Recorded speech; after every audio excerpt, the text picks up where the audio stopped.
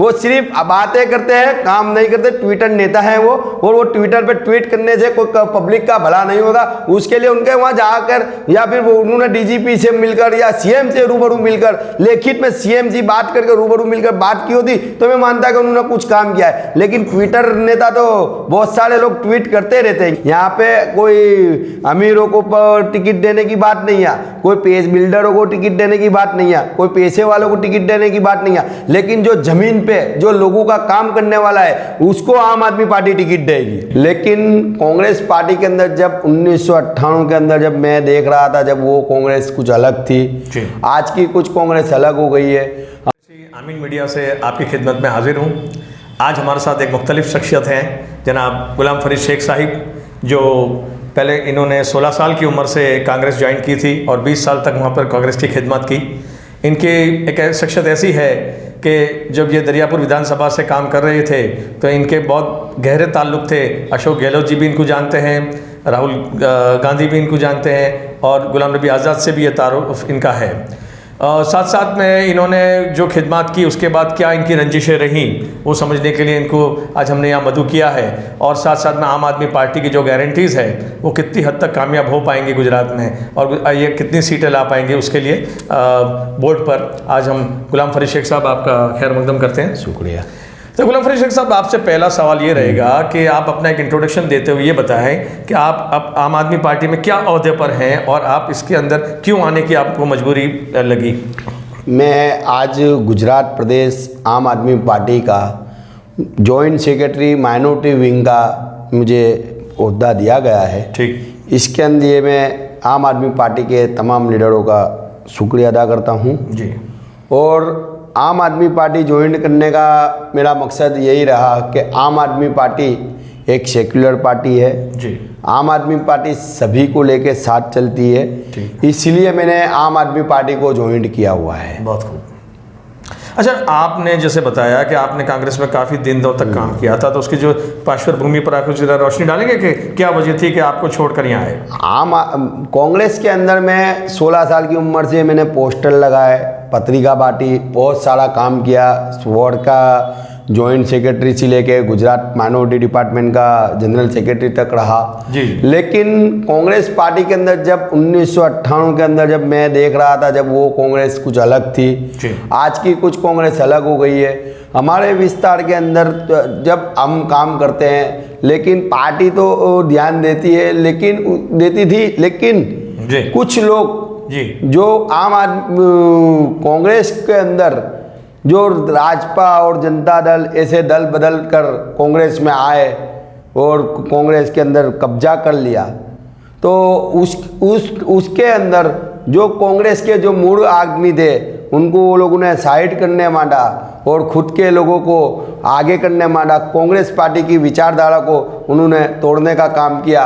इसलिए मुझे ऐसा लगा कि आज की तारीख में आम आदमी पार्टी एक सेक्युलर पार्टी है और गरीब और मध्यम वर्ग की पार्टी है। यहाँ पर काम करने वाले जो लोग हैं, जो काम करते हैं, उनकी कदर करने वाली पार्टी है, इसलिए मैंने आम आदमी पार्टी को ज्वाइन किया। अच्छा, मुझे ऐसा नहीं लगता कि कांग्रेस जो है उसमें सिर्फ अमीरों की पार्टी बन के रह गई है और अमीर लोग अपने काम करवाने के लिए कांग्रेस में दाखिल होते हैं और फिर वो अपना काम करवा के फिर जो हो जाता है काम तो निकल जाते हैं। क्या है उसके सबब से आप जैसे जो कार्यकर हैं कि जो मुखलिस काम करते हैं उनकी कदरदानी नहीं होती। बिल्कुल आपकी बात सही है, बिल्कुल आपकी बात सही है, पर लेकिन उसके साथ साथ कुछ चुटाएले लोगों को भ्रम हो गया है। कुछ चुटाएले लोगों को ऐसा लगता है कि हम हैं तो कांग्रेस है, तो वो हिसाब से आज कांग्रेस पार्टी का ये जनाजा निकला हुआ है।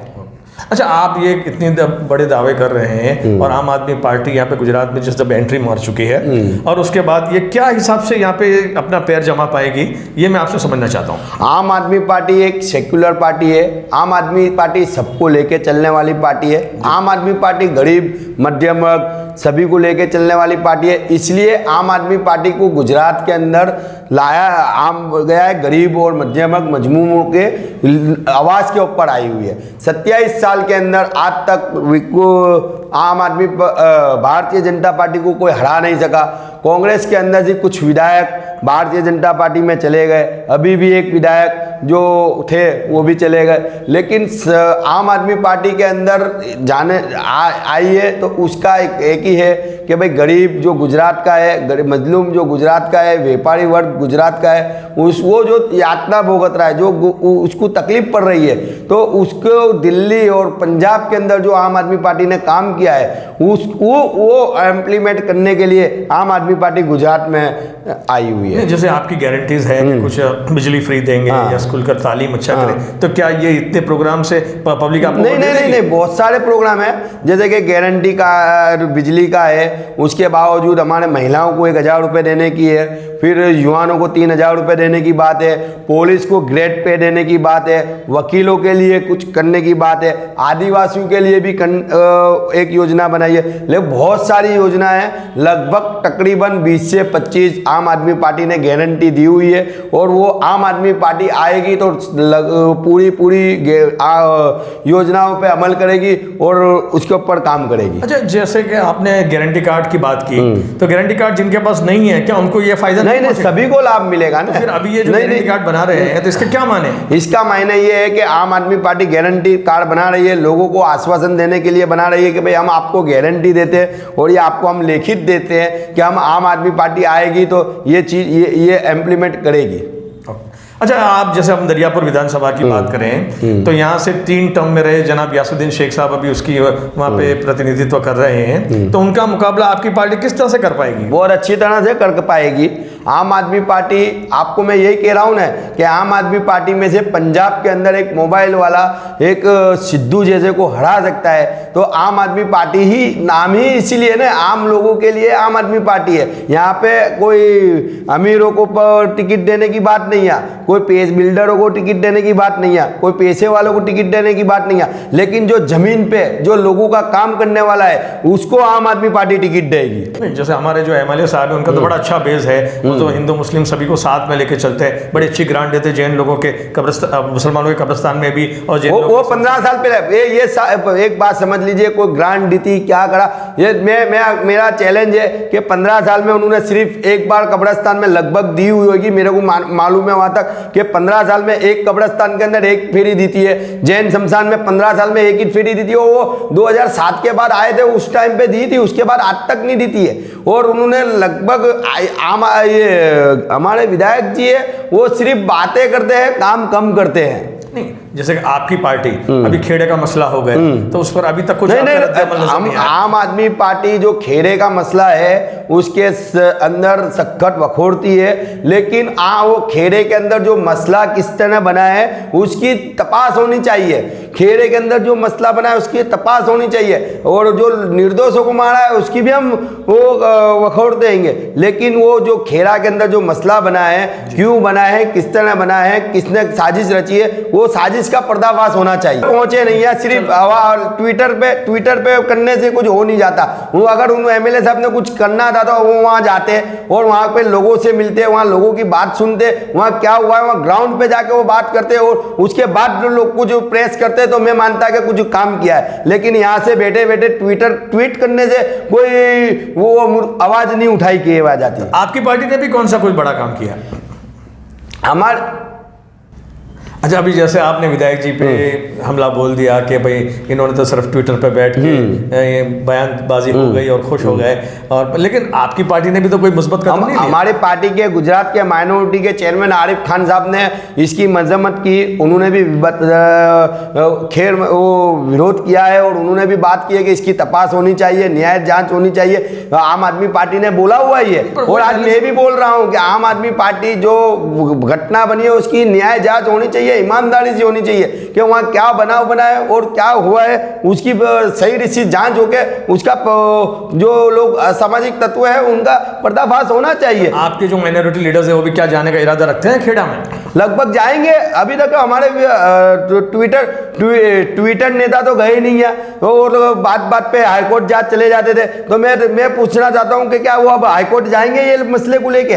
वो हाईकोर्ट में हर बार जाने की बात करते हैं, तो क्या ये मसले को लेके वो हाईकोर्ट जाएंगे, ये भी एक सवाल है। वो सिर्फ बातें करते हैं, काम नहीं करते। ट्विटर नेता है वो, और वो ट्विटर पे ट्वीट करने से कोई पब्लिक का भला नहीं होगा। उसके लिए उनके वहां जाकर या फिर वो उन्होंने डीजीपी से मिलकर या सीएम से रूबरू मिलकर, लेखित में सीएम से बात करके रूबरू मिलकर बात की होती तो मैं मानता कि उन्होंने कुछ काम किया है। लेकिन ट्विटर नेता तो बहुत सारे लोग ट्वीट करते रहते हैं, उससे कोई मतलब नहीं होता। ठीक है, मैं तो यहाँ इत्तेफाक नहीं करूँगा, आप भी तो नहीं गए ना सर। हाँ, हमारे आम एक बात समझ लीजिए कि हमारे नेता जाएंगे, उसके लिए अभी टाइम है। हमारे नेताओं से हमारी बातचीत हुई है, और हमारे नेता एक डेली हमारे माइनॉरिटी के जो चेयरमैन साहब है आरिफ भाई अंसारी साहब, उनसे मेरी चर्चा हुई है, और वो कुछ प्लानिंग बनाएंगे। ऐसा होगा, हमको लगेगा तो हम जाएंगे, लेकिन पहले तो ये जाए। और कांग्रेस पार्टी ने भी अभी तक कुछ नहीं बोला है। गुजरात प्रदेश कांग्रेस के प्रमुख या विरोध पक्ष के नेता भी आज तक एक स्टेटमेंट नहीं दिया है। तो आम आदमी पार्टी से सवाल खड़ा करने से पहले तो जो जिसको वोट दिया है माइनॉरिटी समाज ने, उसके ऊपर सवाल खड़ा होना चाहिए। क्या प्रदेश प्रमुख और विरोध पक्ष के नेता इस बात पे बोलेंगे? सिर्फ के ट्विटर नेता ही बोलते रहेंगे। ठीक है, चलो उम्मीद करते हैं कि आप भी जाएंगे और कुछ ऐसा रोल कर दिखाएंगे जिससे मुसलमानों को तशविया हो कि नहीं, हमारा इंसाफ में जो मजबूत वो जो बाकी है हमारा भरोसा वो बरकरार रहेगा। एक आखिरी सवाल ये था कि आपकी पार्टी जो है कितने मुस्लिम कैंडिडेट्स को टिकट देने का इरादा रखती है? हमारे आम आदमी पार्टी ने के अंदर हम हमारे माइनॉरिटी के जो चेयरमैन साहब है और दूसरे लीडर्स हैं, उन लोगों ने आम आदमी पार्टी में 14 सीट की मांग रखी हुई है। और हमारे संदीप पाठक जी ने हमको आश्वासन दिया है कि हम माइनॉरिटी समाज के साथ नाइंसाफी नहीं करेंगे, और मैक्सिमम सीटें हम आम आदमी पार्टी माइनॉरिटी को देने जा रही है। मैक्सिमम सीटें देगी। जो 3 सीटें मुस्लिमों की आ रही है एमएलए की, जो दरियापुर है, जमालपुर है, और एक जो पीरजादा साहब वाकानेर की है, तो क्या उस पर भी आप अपना कैंडिडेट मुस्लिम रखेंगे? वाकानेर की सीट के ऊपर आपको बता दूं कि हमने उम्मीदवार डिक्लेयर कर दिया है। वहाँ वाकानेर में हमारा मुस्लिम उम्मीदवार नहीं है, लेकिन ये कुछ लोग चला रहे हैं कि हिंदू मुस्लिम।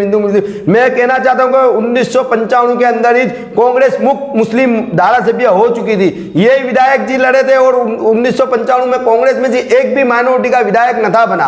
और 1995 में अगर उस्मान गनी डेवरी वाला ना जीते होते तो 1995 में ही ये जनता दल में से ये लोग ही कांग्रेस मुस्लिम मुक्त विधानसभा कर चुके होते। नहीं तो दरियापुर जमालपुर की सीटों में भी आपको नुकसान पहुंचाएगी? वो आम आदमी पार्टी को नुकसान पहुंचाने नहीं है। ये आम आदमी पार्टी गरीब और मजलूमों की आवाज बन के विधानसभा में जाने के लिए आई हुई है।